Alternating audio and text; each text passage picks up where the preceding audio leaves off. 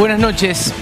Podríamos trazar una diferenciación entre las elecciones épicas y las elecciones insulsas.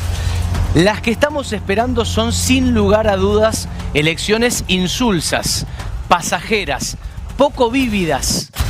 Al menos así las empieza a sentir buena parte de la ciudadanía argentina, y esto, por supuesto, va a seguir impactando en la indiferencia electoral. En primer lugar, pasa esto porque, como en toda elección legislativa ocurre, no está en juego ningún cambio de modelo, al menos no directamente. No está en juego el cambio de modelo nacional y no está en juego el cambio de modelo provincial.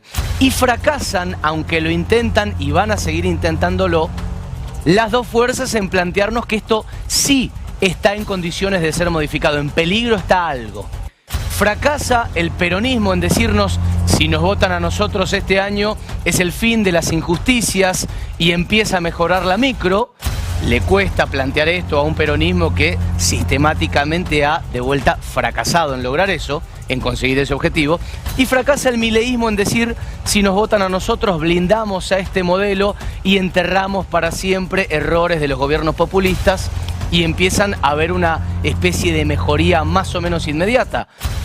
También porque la mitad del país todavía sigue esperando los beneficios en sus bolsillos de haber votado al gobierno de Javier Milei.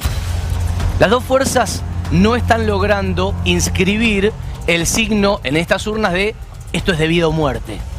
Y es porque básicamente no son debido a muerte, aunque lo quieran mostrar de esa manera. Eso por un lado.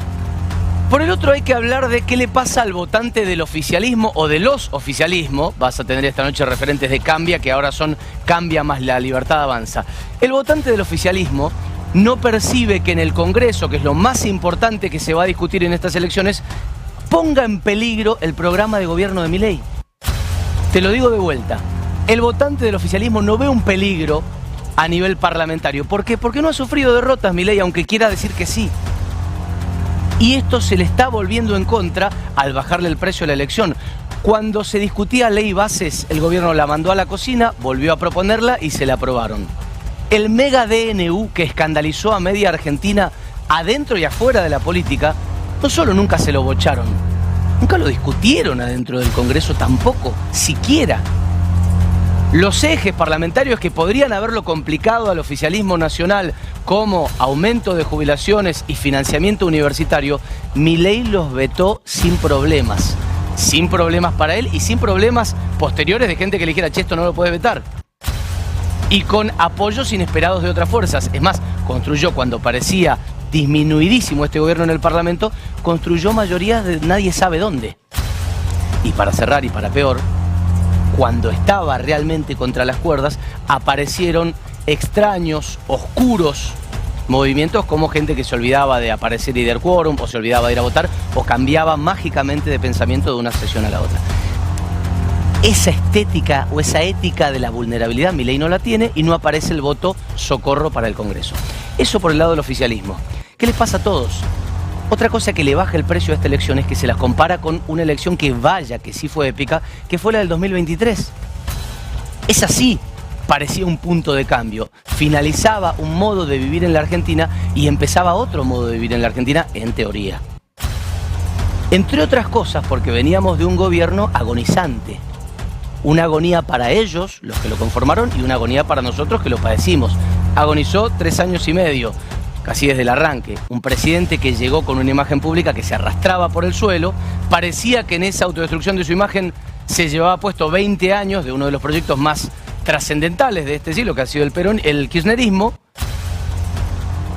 Y además aparecía enfrente un perro verde con un plan de gobierno inédito, no para el país, sino para el mundo entero. Vaya si eran un punto de inflexión las elecciones del 23. Eso es lo que te pasa ahora. Por eso vos decís: che, ¿por qué me resbala todo esto que parece, escucho, leo que se está librando? No hay clima de punto de cambio en estas elecciones, sino más bien un paso burocrático más de una burocracia que aparte no es ajena, es de la masa dirigencial. Pero no es lo único que ocurre. Además de todo eso, hay una polarización total.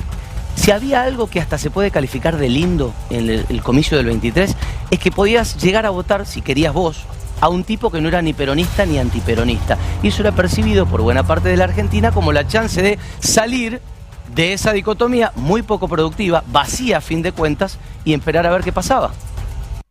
Bueno, ese mapa político desapareció porque el oficialismo entendió, cree que lo mejor era comerse, devorarse a Juntos por el Cambio y ocupar su lugar en la cartografía política argentina. Y entonces está ahí. Y para muchos esto es percibido como la vuelta atrás, la vuelta a un modelo de dos mitades que no se ponen de acuerdo en una Argentina de acá a 20 años en che, lo básico es esto, acá queremos estar en el 2050, y que encima repiten peleas chicaneras y berreta como siempre. No muere ahí. Porque además de eso, uno dice, bueno, si lo novedoso no está en las fuerzas, por lo menos puede estar en los nombres propios, ok.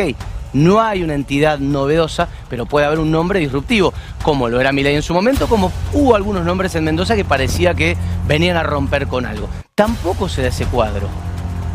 No se da a nivel nacional y no se da a nivel local.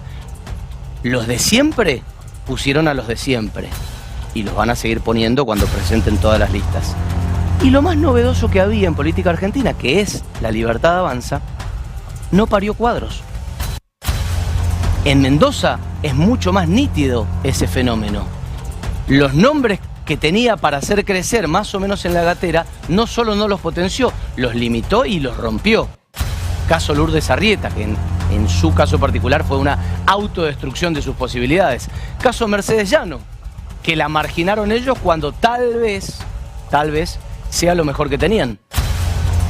Ni hablar de un Litvinchuk, por ejemplo, que ya es 2 párrafos aparte, ni hablar hasta de una Eve Casado, que podría haber sumado por ahí para los libertarios, pero a la que dejaron como esa película de Tom Hanks que está varado en un aeropuerto, que no es de acá, no es de allá, está en tránsito. Para finalizar, entre las elecciones épicas y las elecciones pasajeras o insulsas, estas van a ser de las segundas. Auguro muy baja participación electoral y ya ni siquiera me siento con ganas de culpar a ese argentino apático. Pues te estamos pidiendo que vayas a votar a un congreso que en senadores sesionó 4 o 5 veces en todo lo que va del año. Y a través de boletas que están plagadas de candidaturas testimoniales. O sea, de candidaturas, de figuretis que van a cazar el voto bobo de una política que como nunca te mira a la cara y te dice, che, te subestimo. No hay punto de inflexión, nadie lo ve y eso es lo que te pasa a vos que decís, qué fiaca ir a votar, están hablando de listas en la televisión, cambio ya de canal. A las elecciones épicas vas contento, porque sos un actor importante para definir un futuro. A las insulsas, tal vez ni vas, porque sos un extra participando de la misma discusión estéril de todos nuestros pasados. Bienvenidos a 7D, tenemos un gran programa.